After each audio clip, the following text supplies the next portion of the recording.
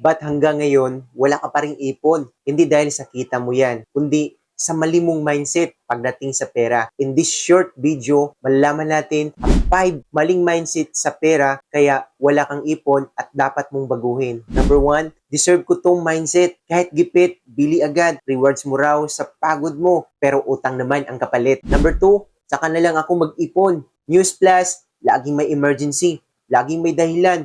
Hanggang kailan? Number 3, basta may pumapasok, okay na. Hindi sapat na may income ka. Dapat marunong kang mag-budget at magpalago ng pera. Number 4, hindi ko kasi kaya mag-ipon. Alam mo guys, hindi totoo yan. Ang totoo, ayaw mong unahin ang sarili mong future. Number 5, bahala na si Batman.